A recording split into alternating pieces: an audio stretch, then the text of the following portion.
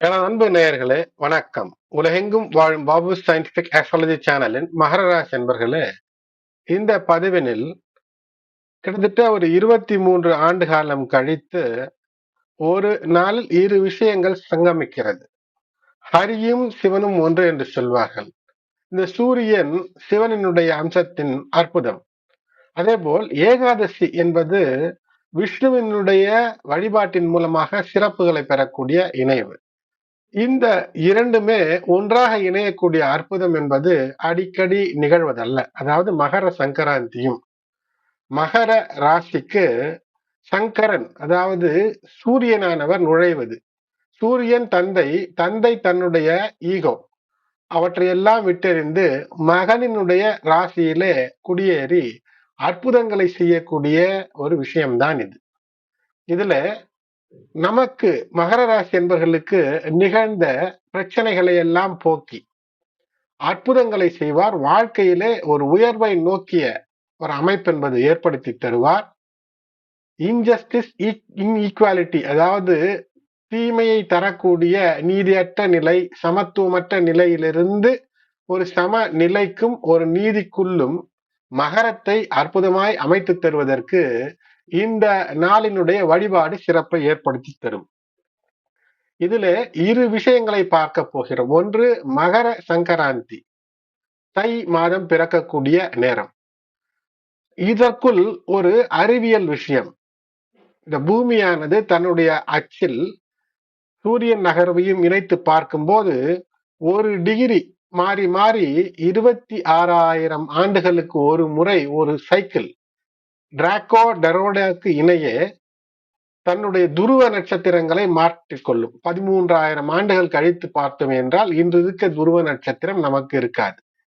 ஆனால் வேறு ஒரு துருவ நட்சத்திரம், இரு துருவ நட்சத்திரங்களுக்கு இடையிலே இந்த பூமி சூரியனோடு இணைந்து சுற்றி கொண்டிருக்கிறது, சுழன்று கொண்டிருக்கிறது. அதை பற்றிய ஒரு சுருக்கம்.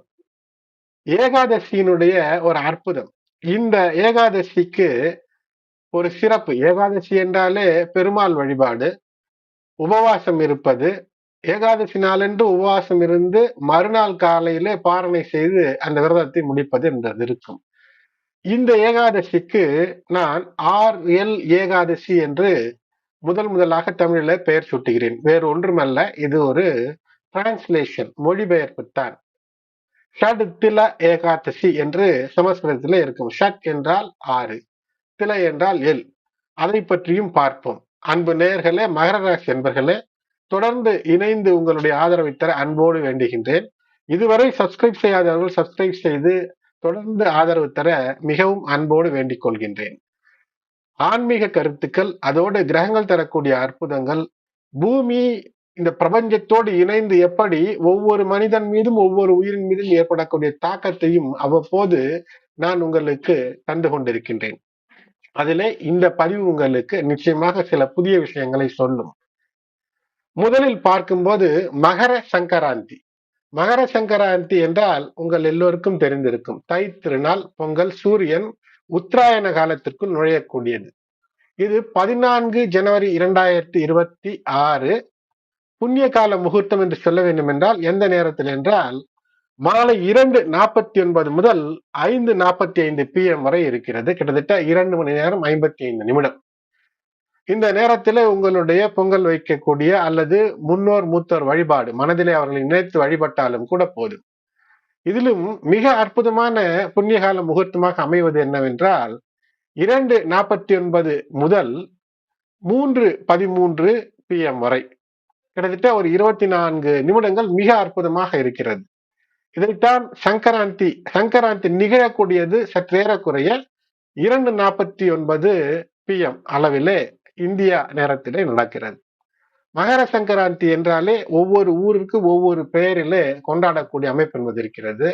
அதற்கான ஆன்மீக அற்புதங்கள், அது மட்டுமல்லாமல் விவசாயம், மனித வாழ்க்கைக்கு அத்தியாவசியமான பயிர் தொழில், இவற்றையும் இணைத்து இந்த பருவத்தினுடைய விஷயத்தை கொண்டாடுவது.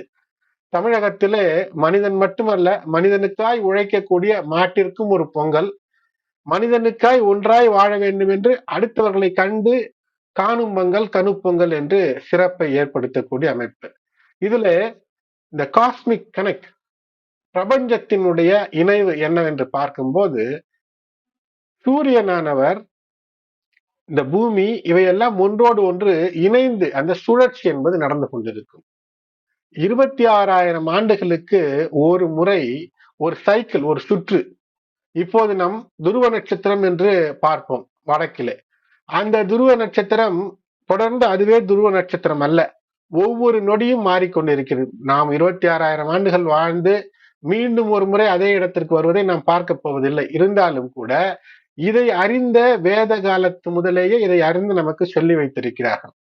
இதுல நான் சிறுவயதில் இருக்கும் போதே டிராக்கோ டொரேடோ என்று 2 வெட்டுப்புள்ளிகள், அதாவது பூமத்திய ரேகை, பூமி சூரியன் இணைந்து சுற்றக்கூடிய அதனுடைய ஒரு உத்தேச ரேகையை தான் நாம் எப்படி ஈக்குவேட்டர் என்று சொல்கின்றோம், பூமத்திய ரேகை. அதுபோன்று பிரபஞ்சத்தினுடைய மத்திய ரேகையும் இந்த பூமி சூரிய அச்சினுடைய ரேகையும் ஒன்றாக இணையக்கூடிய வெட்டுப்புள்ளிக்கு டிராக்கோ டொரேடோ என்று பெயர். புதிதாக இருக்கும். இதற்கு இது ஒவ்வொரு டிகிரி, ஒவ்வொரு 72 ஆண்டுகள், சற்றேறக்குறைய 72 ஆண்டுகளுக்கு ஒரு முறை ஒரு டிகிரி தாண்டி சாய்ந்து கொண்டே இருக்கும்.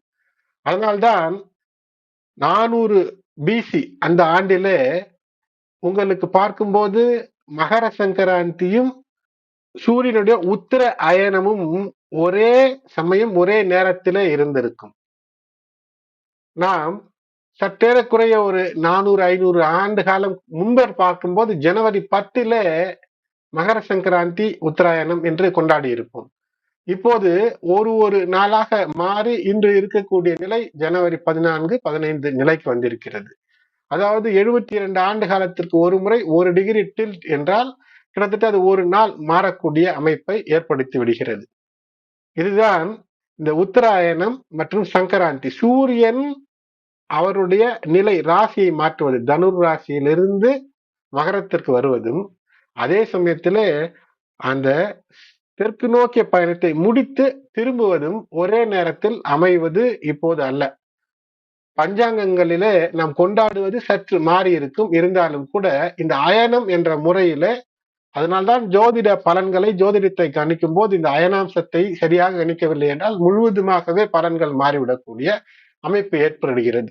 ஆகினால் இது இனி ஒரே நாளிலே இந்த 2-3 வருவதற்கு நம் வாழ்விலே பார்க்க முடியாது என்பதை புரிந்து கொள்ளுங்கள். இருந்தாலும் நாம் பண்டிகையில் கொண்டாடுவது என்பது சில நேரங்களில் உத்தேச நேர நாட்களிலே இருக்கும். ஆனால் 14 ஜனவரியிலே சங்கராந்தியினுடைய நிகழ்வை நான் உங்களுக்கு சொன்னேன். சரி, அடுத்தது சிறப்பு என்ன? இந்த நாளிலே ஒன்றாய் அமைவது என்பது ஏகாதசி. ஏகாதசி என்றாலே ஒரு விரதம் இருந்து விஷ்ணுவை வேண்டுவது என்பது உங்களுக்கு நிச்சயமாக உங்களுக்கு அற்புதத்தை நிறைத்து தரும். அதிலும் இந்த ஷட் தில ஏகாதசி என்று சொல்வார்கள். ஷட் என்றால் 6, தில என்றால் எல். எள்ளுக்கும் நீருக்கும் மனித வாழ்க்கைக்கும் உலக வாழ்க்கைக்கும் இணைவு என்பது ஏகப்பட்ட விஷயம் இருக்கிறது. சூரியனுக்கு அர்க்கியம் செய்யுங்கள். அதிகாலையிலே சூரியன் எழும்போது அந்த நேரம் முதல் ஒரு மணி நேரம் வரை சூரியனை பார்த்து ஒரு காப்பர் சொம்பிலே நீரை நிறைத்து சூரியனை பார்த்து கையை உயர்த்தி ஊற்றும் போது அதை பார்த்தாலே கூட போதும் என்று சொன்னேன். இல்லை என்றால் சூரிய நமஸ்கார உடற்பயிற்சி செய்ய முடிந்தவர்கள் செய்தால் அது மிக மிக சிறப்பு. ஆனால் எல்லோராலும் செய்ய முடியாது. இருந்தாலும் இந்த நீரை சூரியனுக்கு தருவது, சூரியனுக்கு நீர் தேவையில்லை, உங்களுடைய வாழ்க்கைக்கு சூரியனுடைய அருள் தேவை. அப்போது அந்த நீரை ஊற்றும் போது அதிலிருந்து நீங்கள் பெற முடியும். அதைத்தான் சொல்வேன். இது ஒரு பரிகாரம். இப்போது 6 வகையாக எல்லை பயன்படுத்த வேண்டும் இந்த ஏகாதசி நாளன்று. அது என்ன? டில், அதாவது அந்த தில தர்ப்பணம், தில ஹோமம் என்றெல்லாம் சொல்லும் வகையிலே முதலிலாக இந்த எல்லை ஒரு பேஸ்ட் போல் அரைத்து, உட்குழுமாக அரைத்து கை கால் முகத்திலே தடவி அதை குளிக்க வேண்டும். குளிக்கும் போது இந்த எல் எண்ணெய், நல்லெண்ணெய் என்று சொல்வார்கள், அதை சிறிதளவு அல்லது எல்லையாவது சுடுதண்ணீரிலே போட்டு குளிக்க வேண்டும். இது இரண்டாவது. ஒன்று, அது கூழாக ஆக்கி கன்னம் கை காலில் தடவி குளிப்பது ஒன்று. 2, இந்த எல் அல்லது எல் எண்ணெய், நல்லெண்ணெய் ஊற்றி சிறிதளவு ஊற்றி சுடுதண்ணீரில குளிக்க வேண்டும். எல்லை பயன்படுத்தி, எல்லை வெள்ளத்தோடு அதோடு மட்டுமல்லாம் நெய்யோடு சேர்த்து அக்னிக்கு அதை தருவது, அதாவது ஹோமம் செய்ய வேண்டும். தில தர்ப்பணம், நீரோடு எல்லை கலந்து இறைவனுக்காக, பகவான் இறைவன் விஷ்ணுவிற்காக தர்ப்பணம் செய்ய வேண்டும். தில தானம் என்று சொல்வார்கள். எல் தானம். எல் தானம் என்று எப்படி செய்வது? எல்லை கையில் எடுத்து எல்லோருக்கும் கொடுத்தால் வாங்குவார்களா? இல்லை. எல் கலந்த சாதம். எல்லை வெல்லத்தோடு இணைத்து எள் உருண்டை என்று சொல்வார்கள். லேசாக கசப்பு இருக்கும், இருந்தாலும் அது தேவை. இது இந்த பரிகாரம் அல்ல, இது உடல் உணர்வு இறைவனோடு சேர்த்து வாழ்க்கையில பல நிலைகளில் வெற்றியை தருவதற்கான அமைப்பு இருக்கிறது. அது மட்டுமல்லாமல் எல் போஜனம், அதாவது எல்லை கலந்து நாமும் சாப்பிட வேண்டும். அதாவது அடுத்தவர்களுக்கும் எல் சார்ந்த விஷயங்களை தருவது, நாமும் எல்லை உண்பது என்பது இந்த 6 விஷயங்கள். அதனால்தான் ஆரல் ஏகாதசி என்று இதற்கு நான் பெயர் தருகின்றேன். இது ஒரு மொழிபெயர்ப்பு தான். அதாவது எல்லை ஒரு பேஸ்ட் போன்று அரைத்து தடவி குளிப்பது, குளிக்கும் போது எள் கலந்து அல்லது சிறிதளவு நல்லெண்ணெய் கலந்து குளிப்பது, எள் வெல்லம் நெய் கலந்து யாக ஹோமங்களிலே பயன்படுத்துவது, அதேபோல் எள் கலந்த நீரோடு விஷ்ணுவிற்கான தர்ப்பணம் செய்வது, எள் தானம் செய்வது, ஒரு காப்பர் வெசலில் செம்பு பாத்திரத்திலே போட்டு தருவது, அல்லது எள் கலந்த உணவு இனிப்புகளை மற்றவர்களுக்கு தருவது, எள் கலந்த உணவுகளை நாமும் உண்பது, இவை சிறப்புகளை ஏற்படுத்தும். சரி, எள் தானம் தருவதற்கு சிறந்த நேரம் என்பது ஜனவரி 14 3:23 PM முதல் 5:10 வரை. இந்த நாள் புதன் அனுராதா என்ற சிறப்பும் இருக்கிறது. வேறு ஒரு பதிவில் அதை சார்ந்து உங்களுக்கு தந்திருக்கின்றேன். ஆகையினால் இந்த நாள் மிக பெரும் அற்புதங்களை எல்லாம் தருகிறது. ஒன்றல்ல இரண்டல்ல, இந்த மகர சங்கராந்தியோடு சேரக்கூடிய இந்த ஷட்தில ஏகாதசியில புண்ணியங்களை பெறலாம். நிம்மதியை நோக்கி மகிழ்ச்சியை தரக்கூடிய அமைப்பை இது ஏற்படுத்தி தருகிறது. ஆகையினால் இந்த நாளுக்கான மகத்துவங்கள் அதிகம். சூரிய தேவன், சூரியனானவர் தன்னுடைய, அதாவது அகங்காரம், தான் என்ற அந்த அகந்தையிலிருந்து அகன்று சனி பகவானுடைய மகர ராசிக்குள் வந்து சூரியன் சனி பகவானை இனிமையாய் பணி செய்ய வைத்து, அதுவும் செவ்வாயும் அங்கு வருகிறார். சூரியனுடைய அந்த படை தளபதி தான் செவ்வாய் என்று நமக்கெல்லாம் தெரியும். காரணம், வேத ஜோதிடம் அதைத்தான் நமக்கு சொல்கிறது, நாமும் உணர்ந்திருக்கிறோம். ஆகையினால் செவ்வாயினுடைய அருளும் மிக விரைவிலேயே செவ்வாயும் இந்த மகர சங்கராந்தி சூரியன் வந்த நிலைக்கு வந்து நின்று உங்களுக்காய் காத்தருள இனியவை தருகின்றார். மகர ராசி அன்பர்களே, உங்களுக்கு இனிய மகர சங்கராந்தி ஆரல் ஏகாதசி வாழ்த்துக்களோடு இந்த பதிவை உங்களுக்காக சமர்ப்பிக்கின்றேன். இந்த பதிவை மகர ராசி மட்டுமல்ல, பொதுவில் எந்த ராசிக்கும் பயன்பெறும். உங்களுடைய உற்றார் உறவினர் நண்பர்கள் அனைவருக்கும் இதனை ஷேர் செய்யுங்கள். இதுவரை சப்ஸ்கிரைப் செய்யவில்லை என்றால் சப்ஸ்கிரைப் செய்து தொடர்ந்து இணைந்து ஆதரவு தர அன்போடு வேண்டுகின்றேன். நன்றி.